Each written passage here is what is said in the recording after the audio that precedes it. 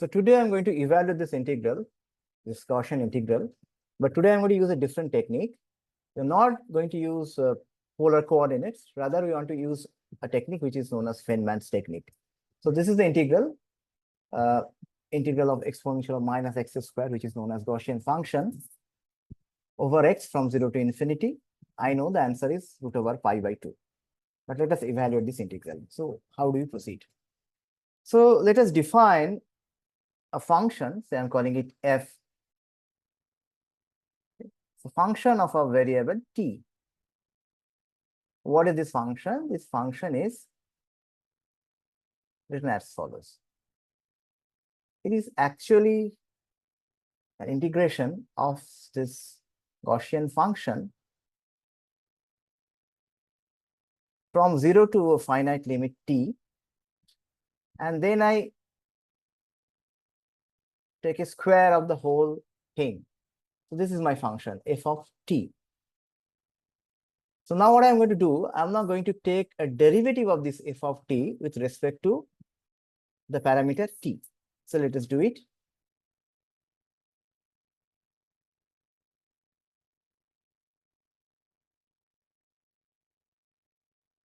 Now you know that if I take a derivative of this f of t with respect to t, I would have a term like, because this is a function of t, which is squared. So I'll get something like this.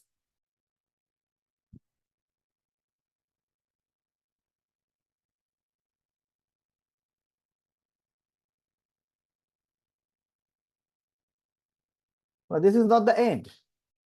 We have to remember that this is not the end. We need to now evaluate what is there inside this integral. To take a derivative of that with respect to the parameter t. So I'm going to get three terms. The first term is going to be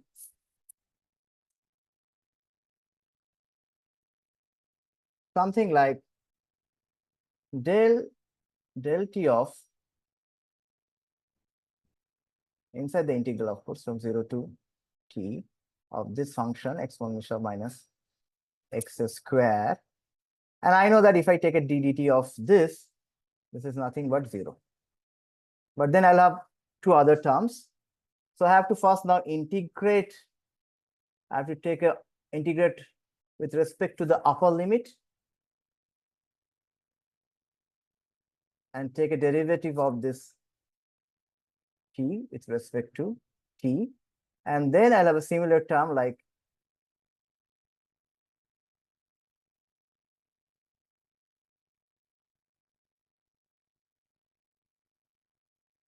now look at it. What is this? This is nothing but 1. And this quantity is again 0, because if you take a derivative of some constant, which is 0. So what I have this. Once I take the derivative, I have this multiplied by exponential of minus t square. So I can just rearrange it a bit. If I rearrange, it would look something like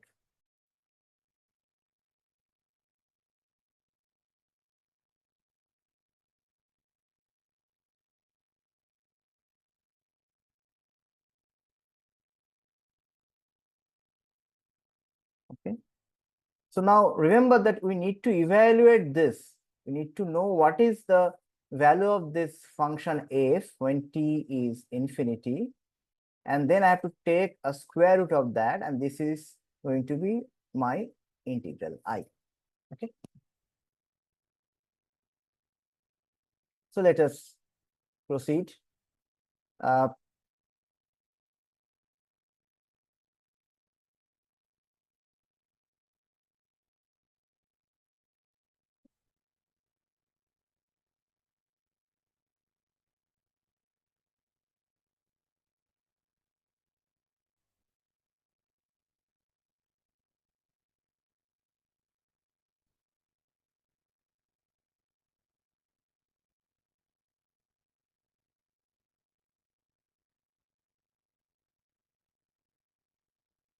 So this is the integral I have.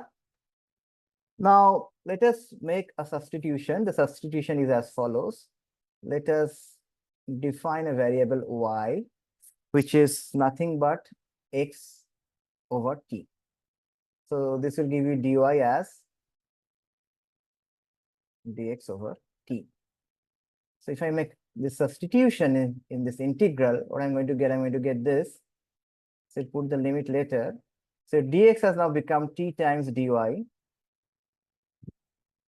and your exponential of minus x square plus t square has now become, your x square is like y square t square. So I can take t square common. So this is x square.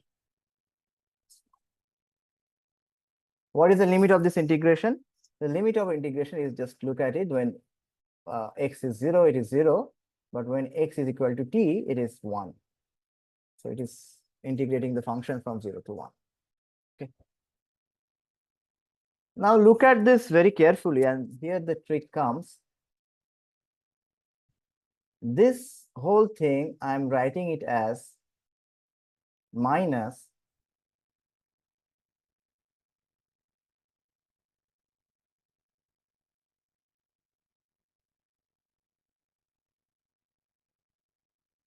this partial derivative of this quantity.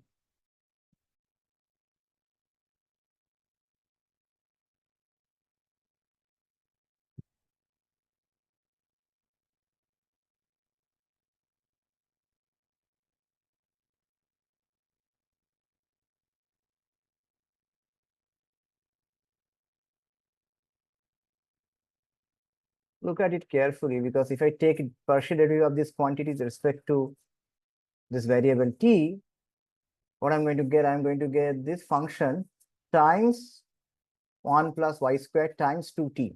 So we already had 2t with a negative sign. So I have put a negative sign here. But you have to take care of this 1 plus y square. So I divided by 1 plus y square. So this is the integral. So this is your df dt. So if this is df dt,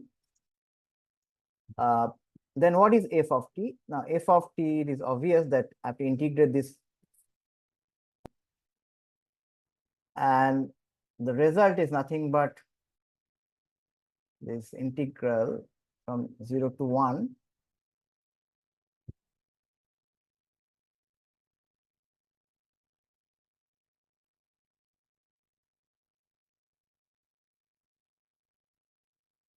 This, but don't forget that I have to put a constant of integration here. Say I'm calling it c. So I need to evaluate c. Let us try to evaluate c. Let us try to see what is the value of this function when t goes to 0. Let us check the right hand side first. So when t goes to 0, exponential of 0 is just 1. So essentially I have this integral.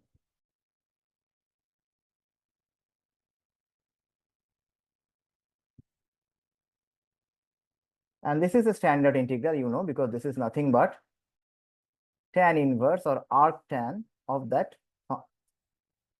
variable y. So this is tan inverse y from 0 to 1. I have a minus sign here, plus c. And tan inverse 1, if you put the limit, tan inverse 1 is pi by 4. Tan inverse 0 is 0. So it is nothing but minus pi by 4 plus c. What about this on the left hand side, f of infinity?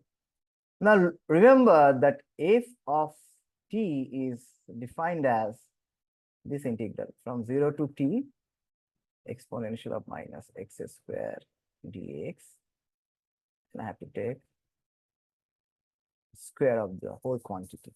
So when the upper limit of integration becomes 0, obviously the whole quantity becomes 0. So f of 0, which is from 0 to 0, is nothing but 0. So this is 0. Sorry, it has to be 0. I'm putting the limit.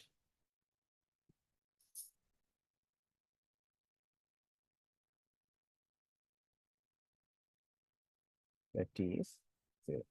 F of 0 is this. So essentially what you get c, which is nothing but pi by 4, because you can take pi by 4 on the other side. So I just put the limit t goes to 0.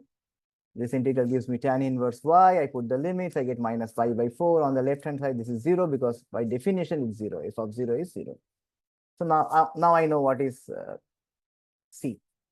So what I now need to know, I need to know what is f of infinity, isn't it? And then I have to take a square root of that in order to know the value for the Gaussian integral. So f of infinity, if I take this expression here, if I put it here, what I'm going to get f of infinity? See, I already know that c is pi by 4. Okay. So f of infinity is going to be exponential of minus infinity, which is essentially, 0, plus this constant c, and this constant c is nothing but pi by 4. So f of infinity is pi by 4. So if I take a square root of f of infinity, it is root over pi by 2. And this is nothing but your integral.